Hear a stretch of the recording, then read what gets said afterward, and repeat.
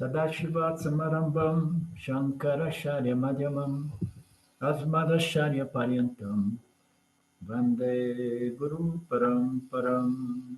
Om Om Shanti Shanti Shanti Om Namaste. Verse 16, just to recap a little bit, Krishna, Arjuna asked Krishna to present all the glories of all his own glories, because as we know, he was just, flattering Krishna, saying that he heard so many great things about Krishna and that heard about his glories, but he now wants to hear directly from Krishna. And then the verse 16, he presents his request in a way, a little bit like, boom, I want it. You should completely narrate those divine glories of yours, by which glories you remain pervading the entire universe. So, two things. One, he was the term. And what are the glories? The glories are that by which, the Lord sustains, pervades, the entire to nirguna nature of the Lord, which manifests as everything that appears in the world. And one has to see everything that appears as name, forms, and colors, and somehow see it through to understand that all comes from the same source of glory or supreme power, supreme intelligence, So we're going to see the invisible through the visible. And I want you to say everything which is your glory. So he wants symbols of Ishwara's glory. And the question here is, because Krishna at this point has explained everything, including Vishvarupa Darshan, the vision of the Lord as the entire explosion, the material cause, the intelligent cause, but the material cause, and then the material physical universe is not apart from glory, Lord's glory, and so on. So it's a bit excessive to Arjuna to want to ask more such details. So here in this chapter, Swamiji is going to say, yeah, he wants to do that for the sake of Vipassana, and it's okay. Yeah? So here we have three possibilities. We see Shwara, as a totality of manifestation. We see Brahman as the substratum, all-pervasive principle, conscious existence, or we see just Brahman represented by a single deity, and things like that. There are different levels, And when we want to see the Lord limited by one name and one form and a certain attribute, and then we have the deity, we have a symbol of Nirguna Brahman, as we know. So he presents almost as a commandment, but Krishna, Arjuna, I'm a little bit confused today, but Swamiji says that it's a mild, humble commandment. Okay. Have you noticed that Swamiji is always there protecting Arjuna, the students, and the Sampradaya? He says, you should teach me all of your glory.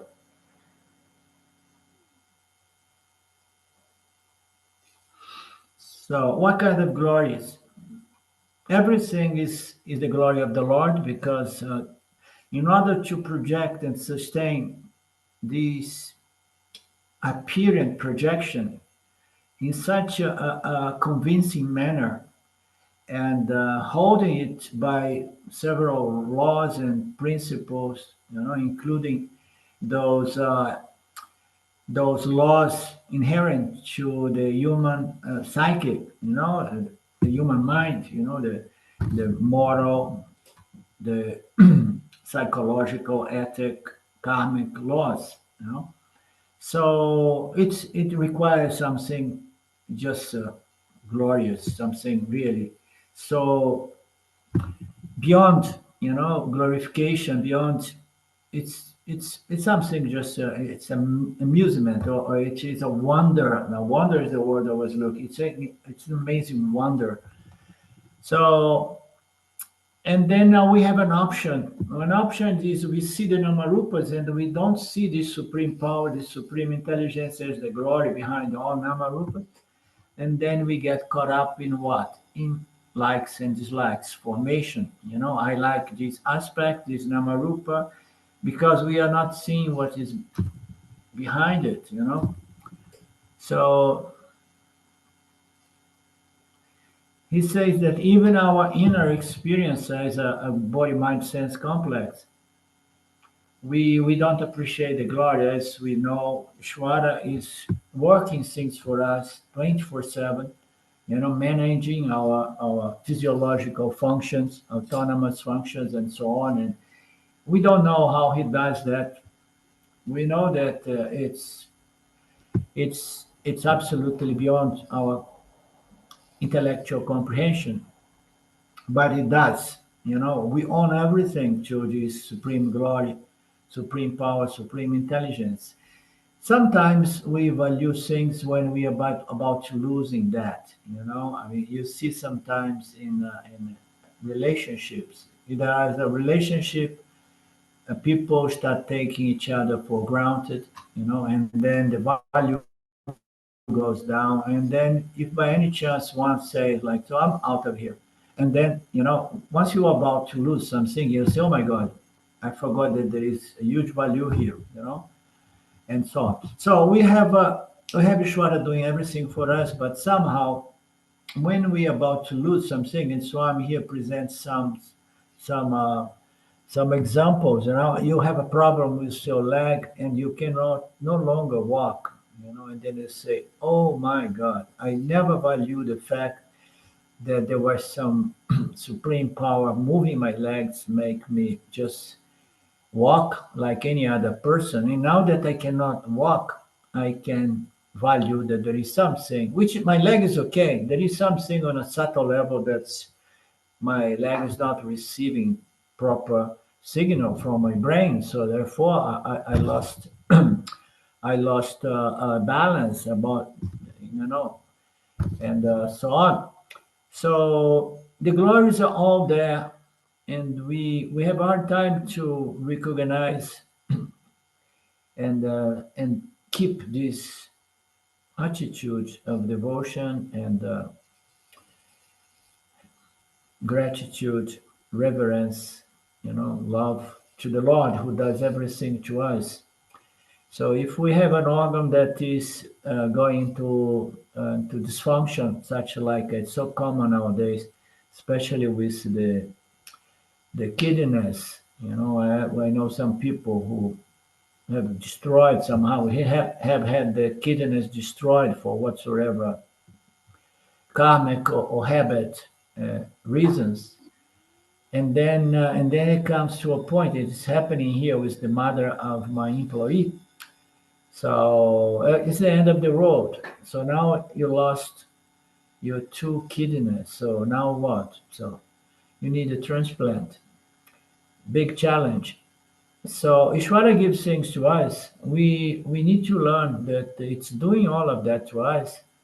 And another form of reverence, love, and gratitude is to take care of this instrument he gives us. He provides us this instrument. He does everything. We have to understand that decline is intrinsic in any construct here. So it's normal to age and start losing some manifestations of the glory of this incredible power and glory. But the point here is that we have a fortune within ourselves. Swami goes around saying if you need to do a kidney transplant or a liver transplant, a heart transplant, so you don't need any transplant. So you are a multi-millionaire without knowing, right? So it's there is so much value and very little remembrance and gratitude, giving back to the Lord for providing us with everything. Swam says you are the richest man and woman in the world, but we tend to take things for granted because it's habit. It's mine. Oh, is it really yours? Well, where did you buy it? No, I did not buy it. Oh, and then when did you construct your body? I did not construct. Are you sure that it's mine? It's yours? You know, you did not purchase. You did not construct it, and then we forget it.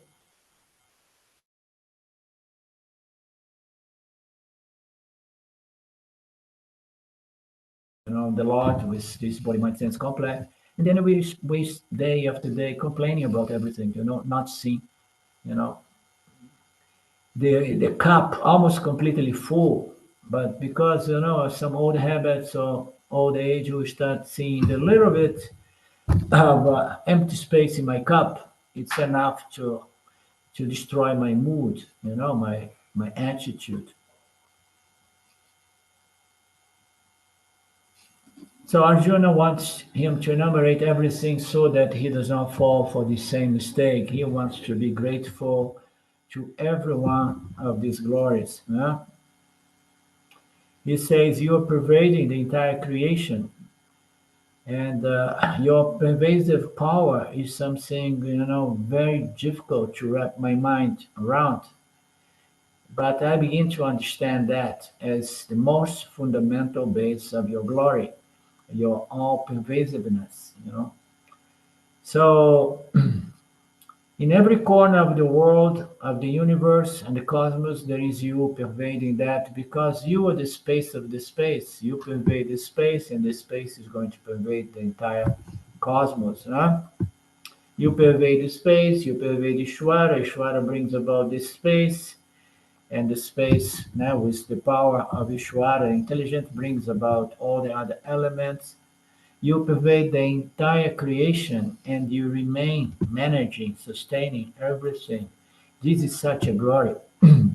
But I want to see it more on a tangible aspect or level. I want you to show me your glory, your beauty in small details, in a more tangible material uh, way so that I can touch, feel, sense, and taste it, and say, oh yeah, it is really glorious. So I don't want to see your glory only here with the eye of wisdom, Upanishadic wisdom, but I want to enjoy your glory through the five senses as well. you know. But it's a very, very interesting game because the five senses are going to develop what? Raga diversion. I like this and I don't like that. Yeah. And this rugged version is going to go into the macro formation of vasanas, which is a collective conscience of vasana that says, we hate cockroach in this planet, you know. But it's the glory of the Lord, and Swami is going to talk very highly about the cockroach here. And so, therefore, it's very common, even in our scriptures, that when they talk about the glories of the Lord, they present those things that are more favorable to human vasanas, liking aspects of one's life. Now, this is something attractive. Everybody's attracted towards a beautiful flower with a wonderful perfume. But in general, there is a consensus vasana that certain things are horrible. So, O Lord, verse 17, O Lord of all powers, constantly thinking of you, how can I know your true nature? In what all objects are you to be meditated upon me?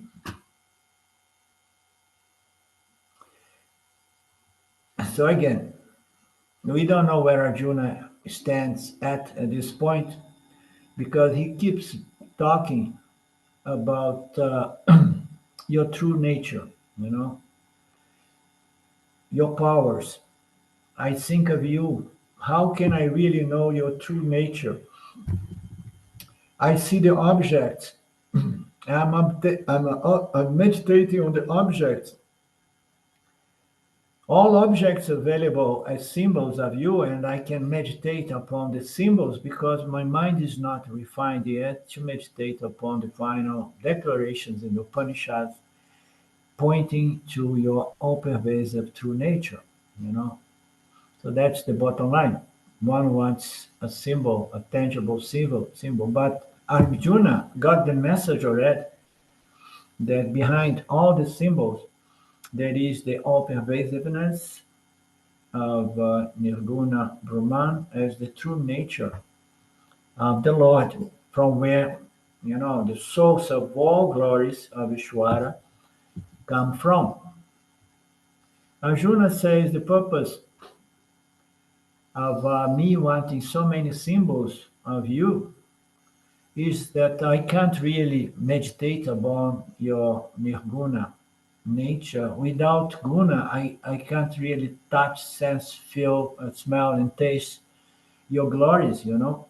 There are no gunas.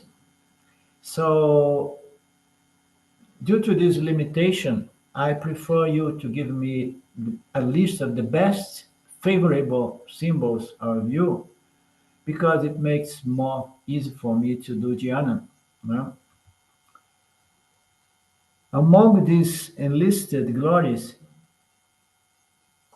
I know that some of them are going to be more appealing to me. Why? Because I have a huge like vasana of like to certain things, and it's better I use symbols that are supported by my vasanas, you know, my likes and dislikes. So it's much easier to think of the Lord with using favorable symbols.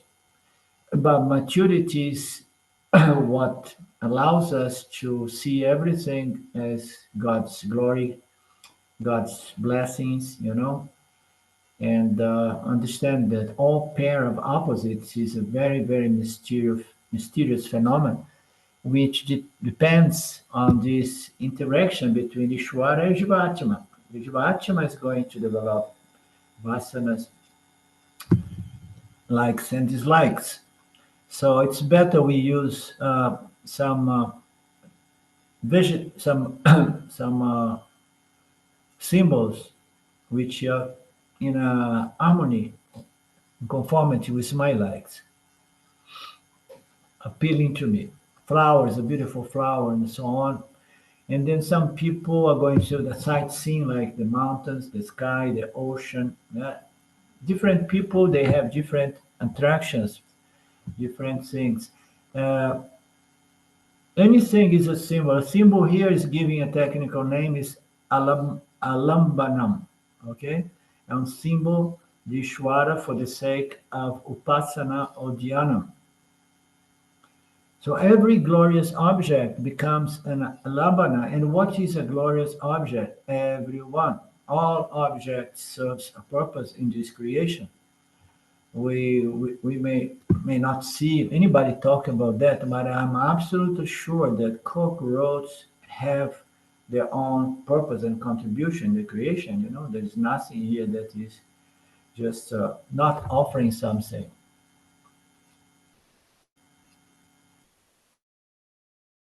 The best is like in our culture that we worship anything as Ishvara, as the blessings, the glories of the Lord. That way, everything becomes Ishvara, is behind everything. The Lord behind everything, every object, every namarupa,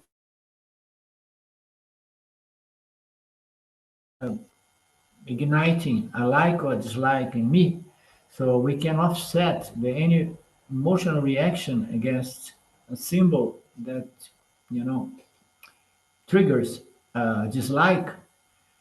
bringing the understanding that everything is the Lord, and the dislike here is due to my ignorance, everything as Lord's glory and blessings. Right? Now I just want those that I have a vasana for attraction, a vasana for appeal to that. Therefore, one begins with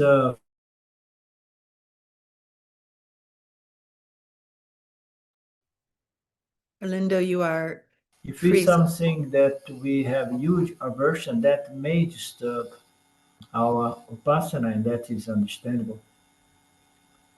So take Right. a sun, take a moon, take take a huge spider, a huge spider. You have a spider, darling?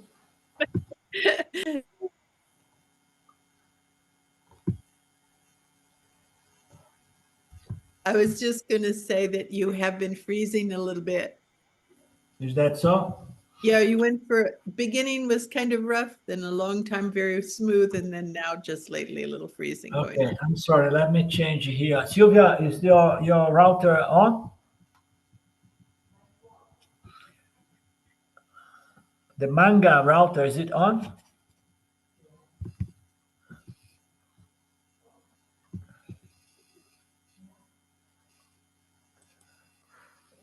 Okay, I will try to change the provider here in the house of Sylvia. Let's see. The manga.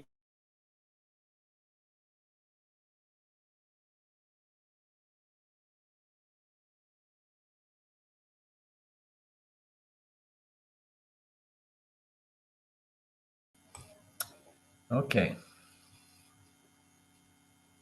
Lynn? Lynn? Yes, sir. Uh, you please let me know if it I gets will. better. I will. If it gets, if it does not help, I go to the other one because usually it's better the other one. Okay. So I was saying that maturity takes us to see uh, the true nature of the Lord in all its glory as conscious existence, the only reality, and we don't when we come to that level. I mean, our group is small. I don't need to follow the script here that goes through more basic stage of development. You close your screen. Your okay. She came back. Lee. Okay, so we can talk more in terms of Nididhyasana or of developed uh, Vedantins, because we have something tangible in regards to the true nature of the Lord as Nirguna Atma, meaning to say Sachitananda Brahman, conscious existence, the only reality. Okay, so the only thing is to understand this last statement, the only reality. Okay, and for that we need to do this upasana, which is not upasana, but it is nididhyasana. uh, So what I'm trying to say is that we experience consciousness, and we experience the existence of this conscious being. You know, we consciously exist, and we know that we exist. Exist consciously. So, meaning to say, you want to hold your mind at the glory of the Lord. So enjoy your conscious existence because it is with us 24/7, 24/7. And this is the ultimate meditation upon the Lord. And what I mean to say that is Ananda is Satchit Ananda is to understand that this conscious existence is the only reality. Therefore, it does not have any you know limitation. There is no border. There is no nothing from where this consciousness existence stops to begin something else. So, but if that meditation is a little bit too difficult to some people, and then we can use the totality of the manifestation, the Vishvarupa uh, Lord, and the work on that, which requires a very expanded kind of mind as well. Even more is to meditate upon the miracle of life, the intelligence, supreme power, intelligence behind all these configurations of objects all over the universe. So there are different levels to do that. But one, let's go back in here. Krishna, Arjuna is saying that now I need a very tangible and gross uh, alambana, object that I can refer to and connect to you. And I need not only that, and then I don't need a cockroach or a spider. I need a beautiful flower or a sunset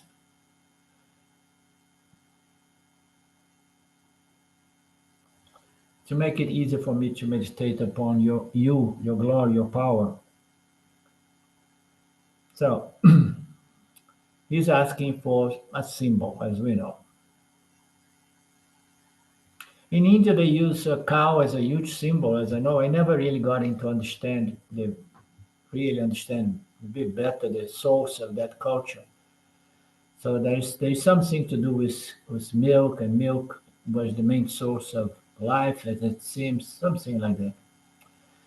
And then people they use symbols as different devatas living on higher lokas. Yeah.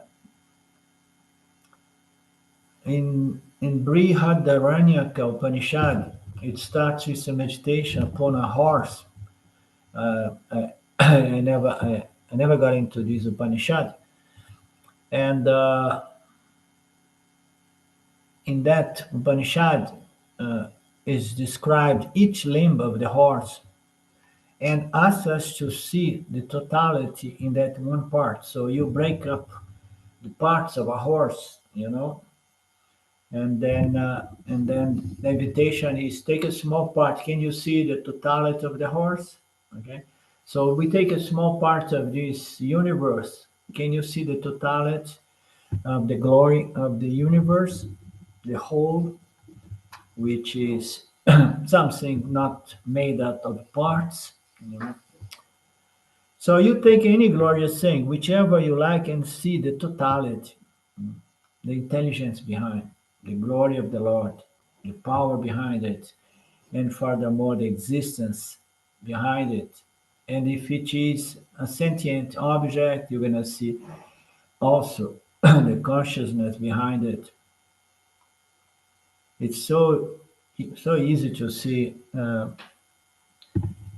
God behind sentient beings like ants. You when you see the ant doing their things, so intelligent, knowing exactly how to protect, survive, and procreate, and you see, oh, there goes Mr. Brahman as consciousness, and Satchit, because it creates a body to go about conscious of its environment.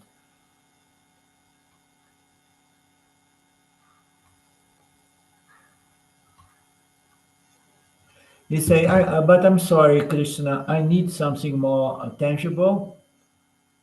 By visualizing the Vishvarupa in glory, I will later come to know your higher nature. So this is a later development, is to develop the Virat Ishwara or Visvarupa Ishwara, as an object of meditation. But as it seems, Arjuna wants a list of individual configurations of objects because he was having some trouble maybe with Vishvarupa Ishwara. Instead, Virat Ishwara, meditate like see Ishwara as any and everything.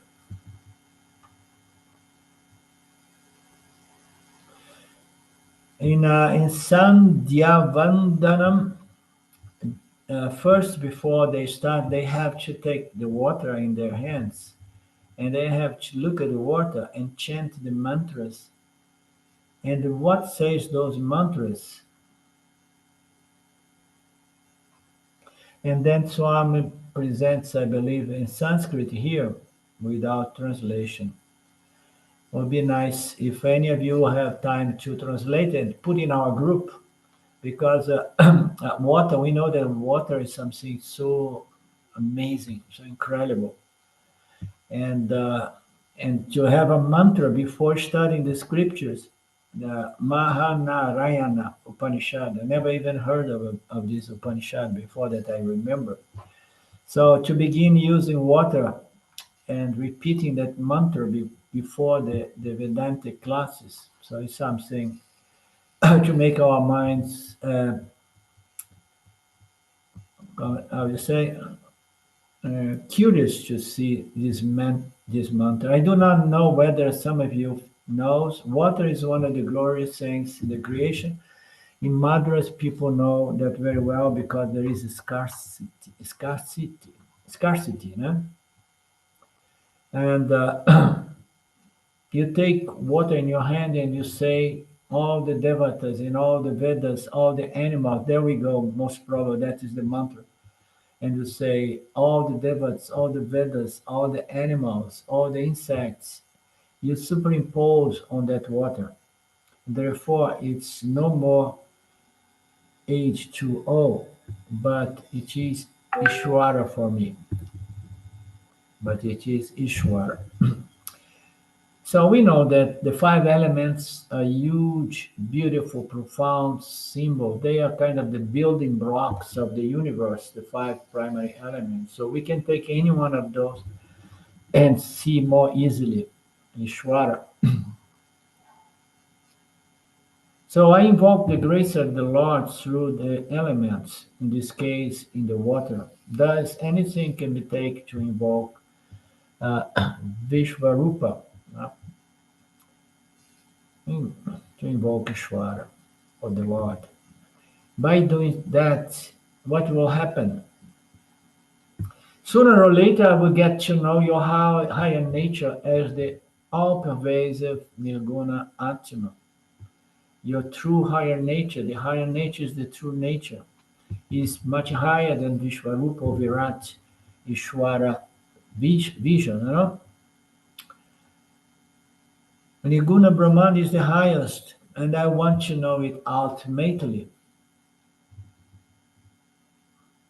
So therefore, it says, I think this verse says something about that, you know, on a scale that no, true nature, yeah, because he says, so, oh Lord, all of you of all powers, constantly think of you. How can I know your true nature? Then Arjuna has already in perspective. I want to get to, something beyond Vishvarupa. Lord, I want to know the Nirguna Lord, the true nature, the all-pervasive Lord, the conscious existence, the only reality.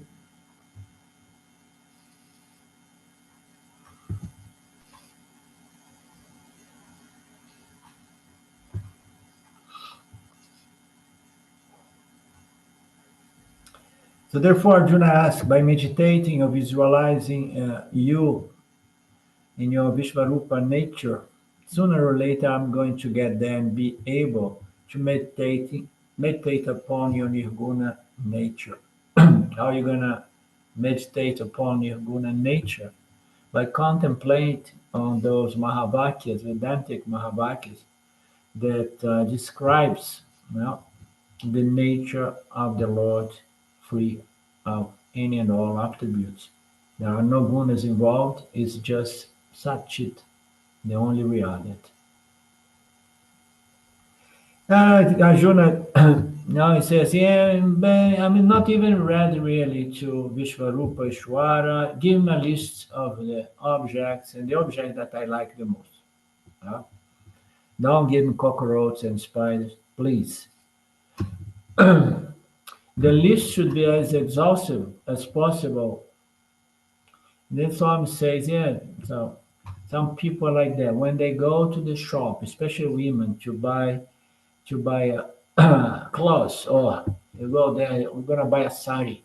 The Indian woman will go there, and then the person is going to open 100 of different similar colors of a sari with different patterns, you know, and the variety is so much. So Arjuna is looking more like a lady wanting a long list of varieties of symbols of the Lord. Well,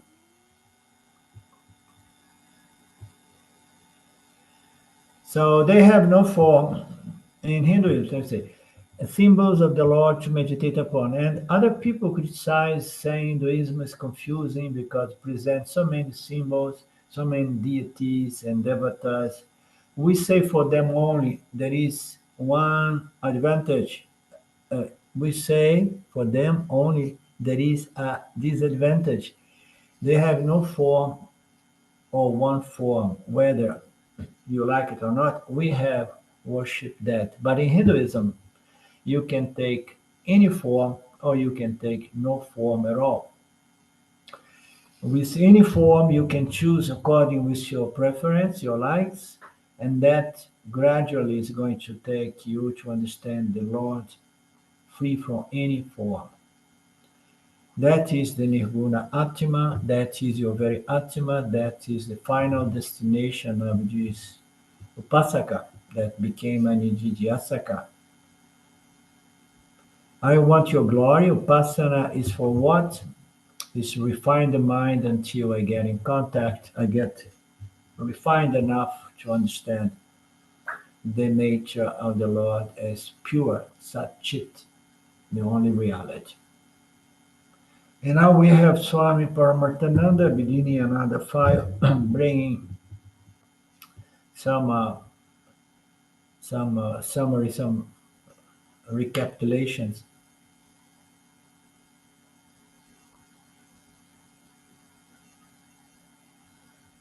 God has got the omniscience and the omnipotent, or the skill to create and manifest as the gross physical universe. So, some and so he's pointing to once again the Lord as the intelligent cause of the creation, the manifestation, and the material as well. Uh, So, and to have intelligence, it should be a sentient being. Therefore, Lord being an intelligent sentient being, it calls all sentient beings. Here, God has got the omniscience, also omnipotence, and as well the skill, all the skill to create this universe. In this aspect, it said that all religions, in all religious scriptures, whichever religion accepts God only, I mean, there is no religion without God, they all point out that God is omniscient, omnipotent, omnipresent. So when we say that it's omnipresent, it's just like it's all pervasive. It's behind every object, namarupa.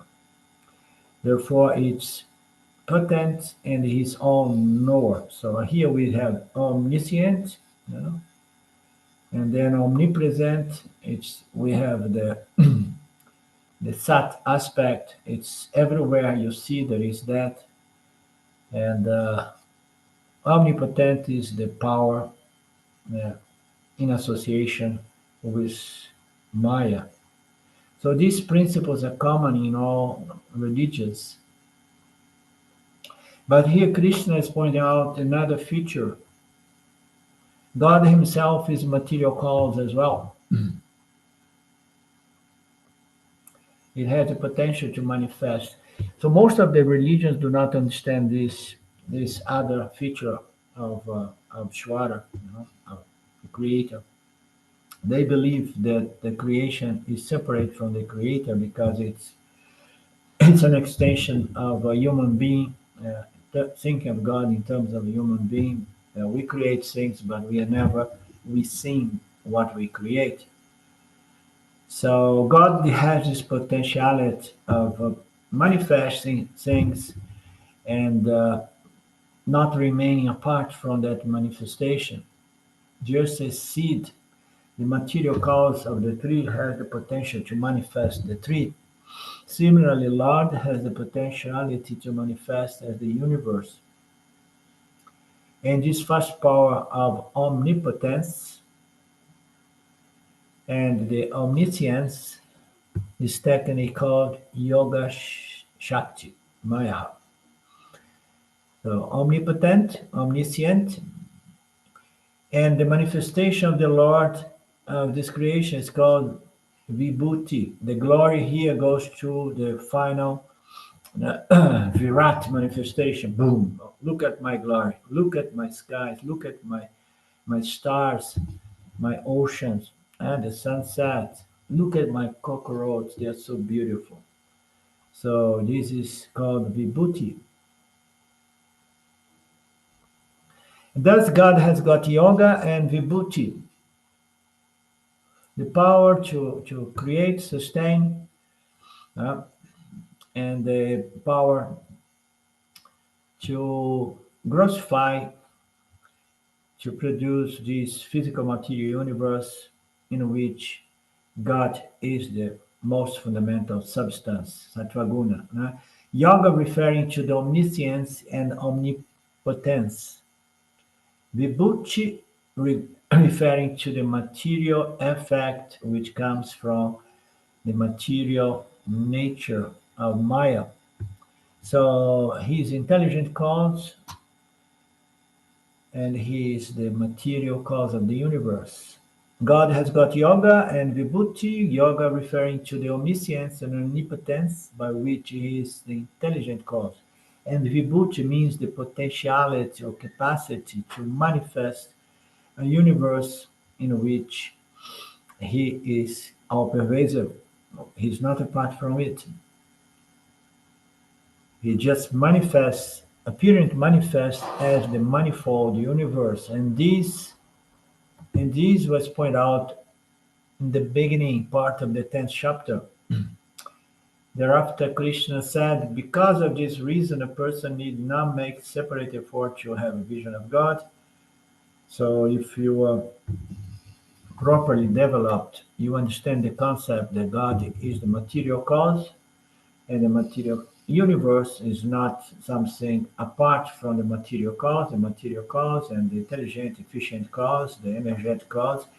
So God is just everything, including the physical material universe, glorious universe. So if we got to that vision, the Vishvarupa vision of Ishvara, and then we don't need to go to temples, we don't need to have single symbols limited by a certain deity with a name, a form, and certain attributes. We see God as a totality of name, forms, and totality of all attributes of the universe.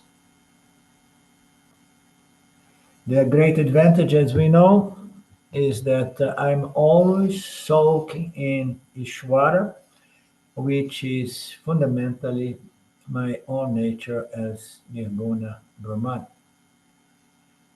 So when I'm seeing a Bengal, I'm having what kind of vision, darshana? I see gold or I see the namarupa. Yeah? So when I'm seeing a Bengal, I'm seeing Shravana and Darshana. When I see a chain, I'm having again Svarna and Darshana, a vision of the object. When I see a ring, the same thing. I'm having Svarna. What is the literal meaning of Svarna?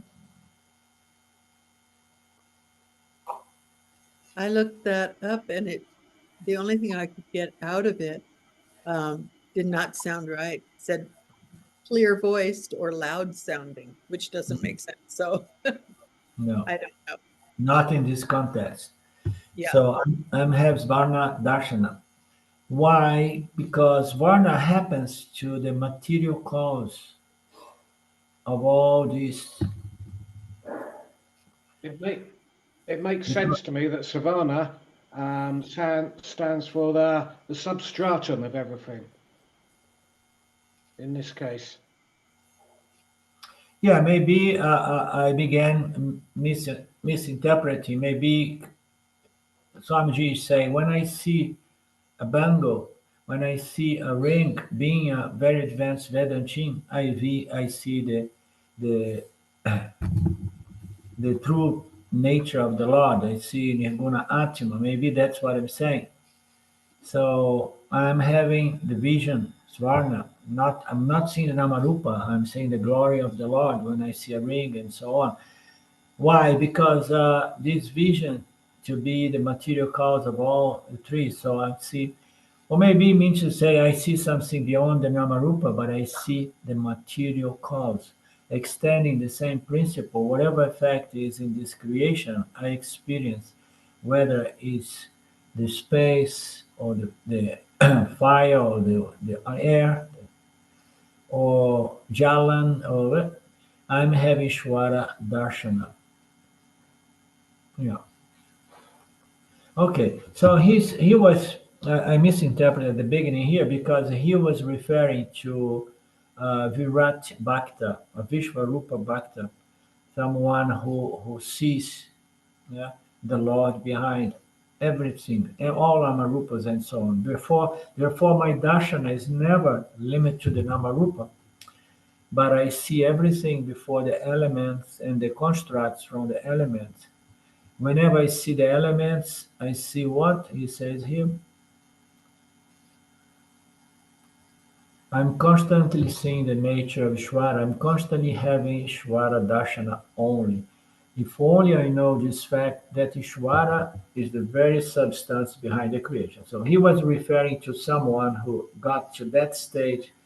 I'm having the Darshana of Lord every time he's in contact with Ishvara's Namarupas. Now,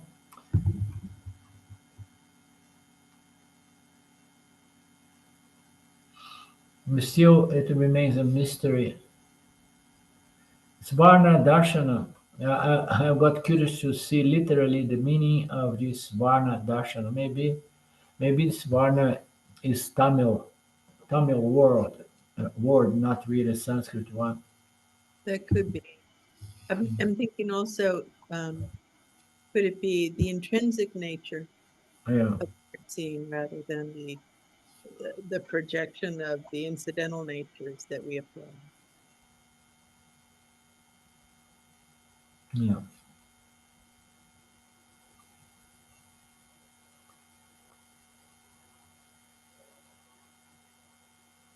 yeah. Because it happens, the Svarna happens to be the material cause of all these three. So it's Ishvara represented by the material cause of the universe, the most fundamental material cause of the universe. It's not Nirguna because we talk about creation and we come from the gunas, and then the material cause involves the gunas.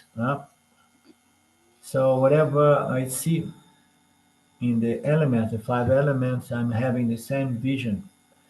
What vision? The material cause. This is the air we experience is our physical air, and then we experience that we know that it comes from the material nature of Ishvara. He's a material cause, the efficient cause, the intelligent cause, and the energetic cause as well, the universe.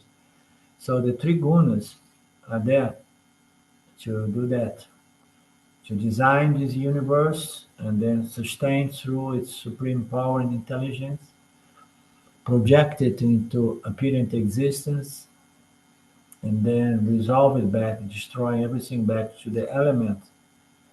So I think it's Varna means more Ishvara as the material source of everything or cause of everything. He says that Swara is the very substance behind this creation, you know. So in this appreciation of Ishvara as the very universe was called Virat Darshanam or Vishvarupa Darshan, the details of which we'll get soon in the 11th chapter. Krishna is just introducing, indicate Vishvarupa Darshana. He has done that already. The first headlines were in the 7th chapter. He did again on the 9th chapter, and now again on the 10th. And then Swamiji says on the 11th, and then Krishna ji is going to elaborate more on that, the details on that. Well, then Krishna point out that the one who is such a Virat Bhakta, for him a temple is not required, as we know. Where is God? So tell me where God is not, is the key. You know, people are going to make fun of us more and more as time goes.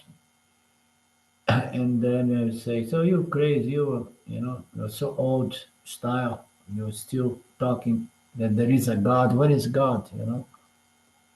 So we have to say, "I see God everywhere. I must be gone crazy." You know. And they say, "You guys are crazy or you guys are stupid?" I say, "Yeah, let me be stupid, but let me keep the Lord in my heart."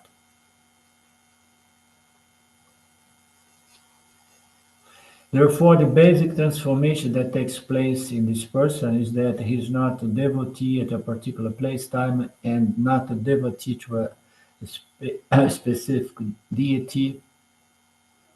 He is always soaking the Lord at all times and places.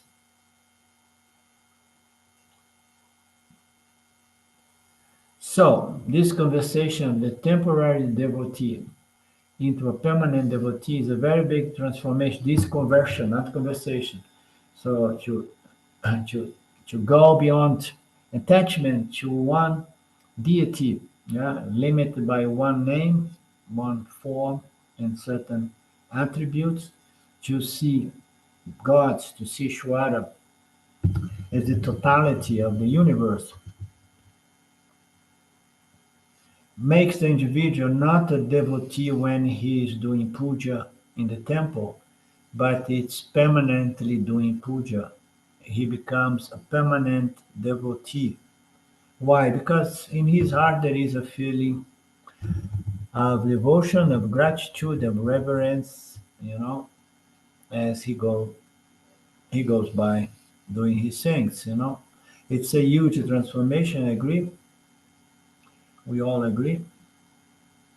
And this is the result of a development of this Vishvarupa, vision, Vishvarupa darshana, Vishvarupa appreciation. Now I see the Lord as the physical material manifestation, and I see the supreme power intelligence holding it all together. And also breaking it down again to bring it to the potential causal, its causal formation in Maya. Once I am, it's very interesting because he puts his a permanent devotee. This is such a beautiful concept, very profound. So it's a devotee that devotion is not an occasional remembrance or feeling that comes here and there. It's it just keeps growing, and then it says here that one becomes a permanent devotee. Then my very response to situation in life will be different, of course, because you know I see everything as the glory of the Lord, the blessings of the Lord, and I'm not going to be throwing stones at the Lord again and again with my complaints and everything. I was thinking that it's very much um, the attention is to see the glory outside, the beautiful landscape, the gorgeous whatever, but to see the little everyday mundane thought as the glory of the Lord, to see that Yeah, mechanism that goes on, the constant change yeah. of the mind and heart, it's really, that's permanent. My appreciation is the goal is our appreciation, our appreciative attitude remains something constant, because knowledge is going to develop a different set of tendencies of vasanas.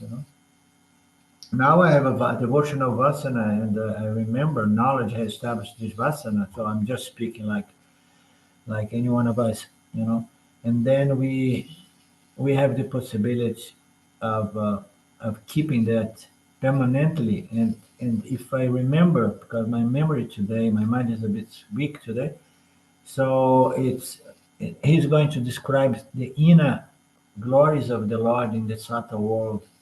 It's going to be mentioned as well. This conversation is going to go for quite a while.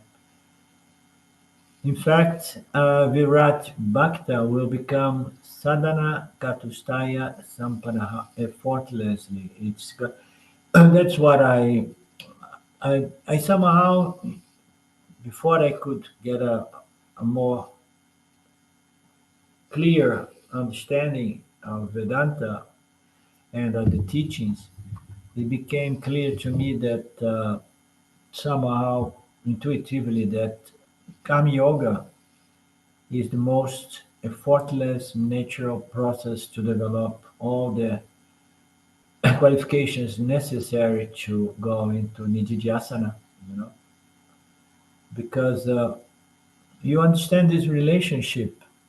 So your ragas and devotions are going to shrink, melt down by and by, as you understand it more deeply, more deeply, more deeply. And this understanding can be measured by what? By the fragrance. The fragrance is the sense of gratitude and appreciation, yeah, for this opportunity, for the Lord, yeah, provide us with everything, and not only with everything in terms of mundane life, but also presenting us with the scriptures and the sampradaya. So if we get to that, raga devasas is going to be largely neutralized, of course, because it's not about me, what I want, what I don't want, and my demands. It's about growing, it's about learning, it's not about demanding. We are here to grow up, not to behave. Who likes to demand things? A little child wants to demand and throws a tantrum again and again every time things are not met. I want chocolate, and then big drama. So we are here to learn and to grow, to mature, understanding, understand that there are certain laws, including karma, yeah, causality laws. We need to accept everything as prasada, as an opportunity with gratitude. And then what does it do to our likes and dislikes? So what feeds our likes and dislikes? Our demands for what I want and our demands to avoid what I do not want. And I'm feeding this monster. So once I get into understanding, so now the necessary maturity to understand the game here, so this ignorance is going to be heavily neutralized. Likes and dislikes is ignorance. Preference is acceptable. But likes and dislikes, especially binding likes and dislikes, is really a manifestation of dense ignorance. Mental disturbance are absolutely present when we are moved by our likes and dislikes. But once you know neutralize these likes and dislikes, and then the disturbance will go proportionally down and down and down, being neutralized.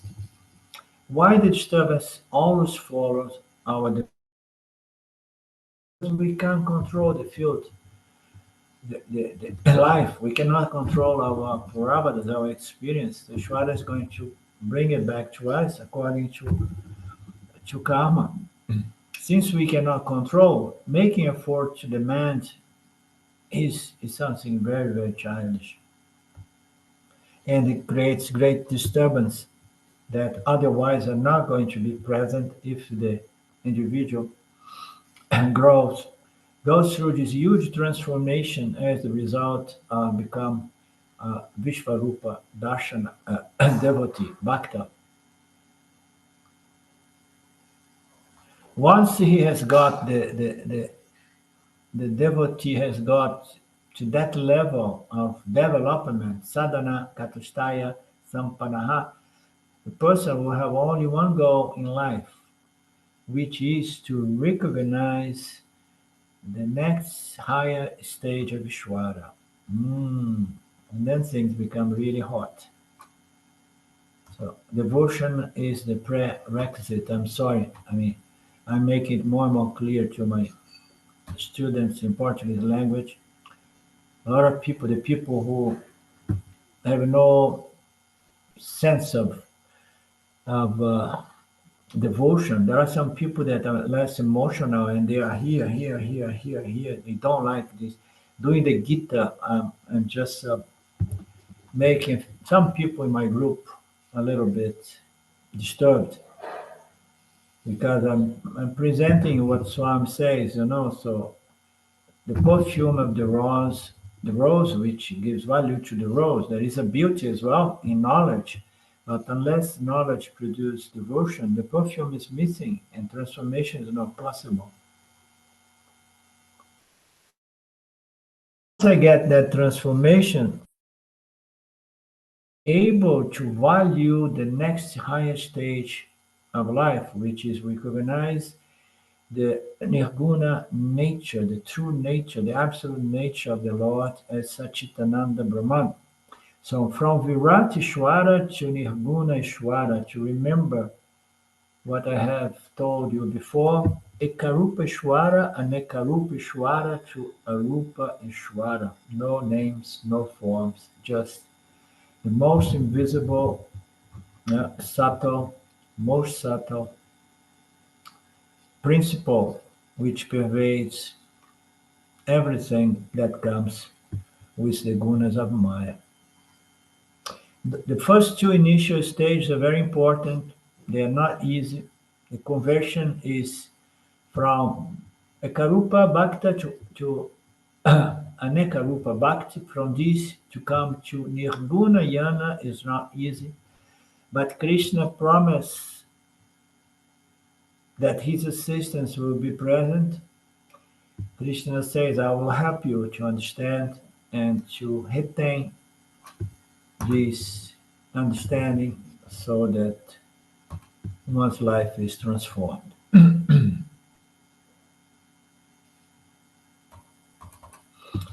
Okie dokie. Sorry, I'm a little bit off today, but sometimes it works.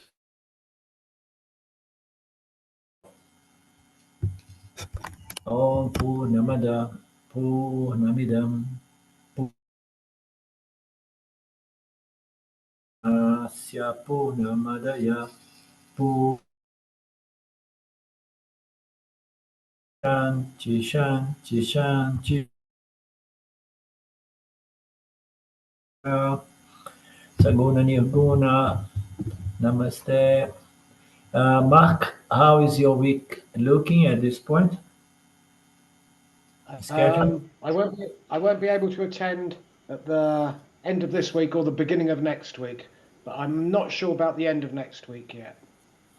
Okay, so we won't have you neither Thursday nor Friday. No, nor Monday, I don't think. No. No, this week no, and possibly no Monday next week. No, because now I go on to afternoon shift, which doesn't finish till 6 o'clock, and then after that I start at 4 o'clock on the evening shift. Next Friday, So, okay, I know they're saying next Friday I'll be able to. Okay, so Okay, good. doke. Just to know so that we don't count on asking you. So we meet you next Friday, right? Okay, great. And we have our satsang on Monday and Tuesday as usually, Lynn. Okay, namaste. Thank you, Arlinda. Okay. Thank you. So Arlindo, Okay, no bye. Friday this week? Oh, sorry, Friday, Okay, Friday, Monday and Tuesday. Yeah, great. thank you. Thank you so much. Such a beautiful class. Thank you. Yeah, Bye bye. nice.